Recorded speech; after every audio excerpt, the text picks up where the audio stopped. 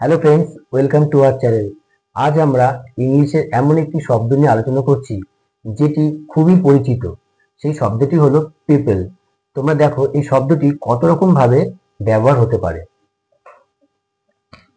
শব্দটি হলো পিপল। আরেকটি হলো এ পিপল,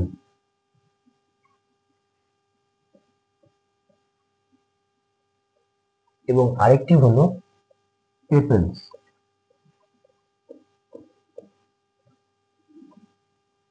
ভালো করে দেখো এই তিনটি পার্ট।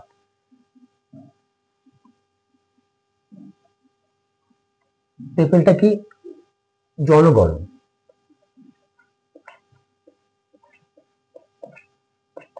বা লোকজন।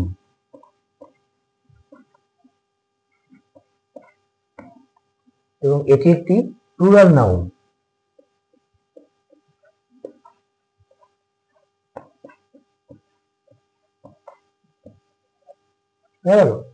এই পিপলটি একটি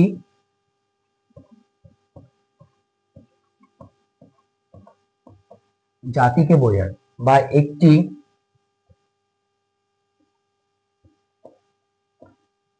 জনগোষ্ঠীকে বোঝায়। বোঝা গেল? আর পিপলস কখন ইউজ হবে? যখন এটা একাধিক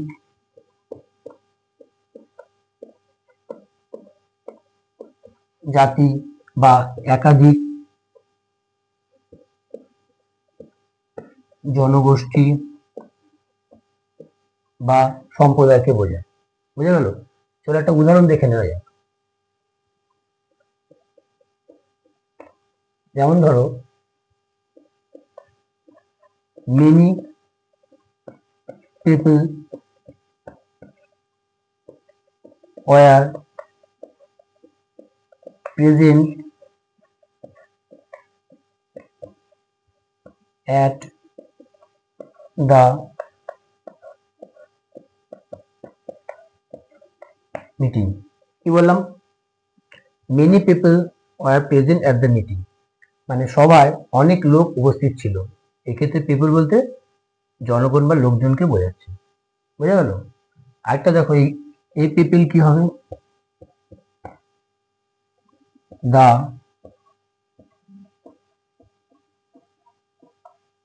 Japanese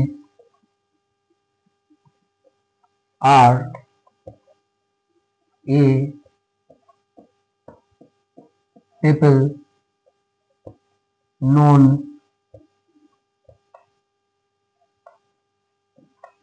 for their discipline।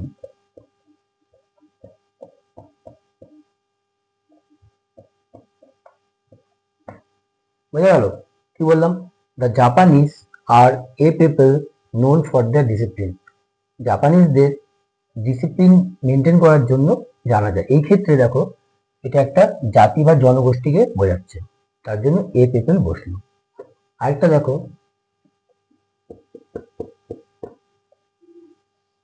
People এই ক্ষেত্রে একাধিক জাতি বা জনগোষ্ঠীকে বা সম্প্রদায়কে বোঝায়। যেমন ধরো, different peoples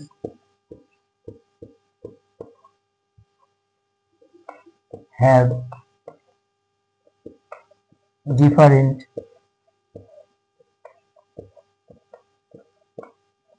customs। কি বললাম? different peoples have different customs। বিভিন্ন জনজাতির বিভিন্ন রকমের রীতিনীতি রয়েছে। বোঝা গেল? এইভাবে পিপল শব্দটা আমরা বিভিন্ন ভাবে ইউজ করতে পারি, যেগুলো আমাদের খুবই দরকার। আজ এই পর্যন্তই। বাকি জিনিসগুলি নিয়ে আমরা পরে আলোচনা করব।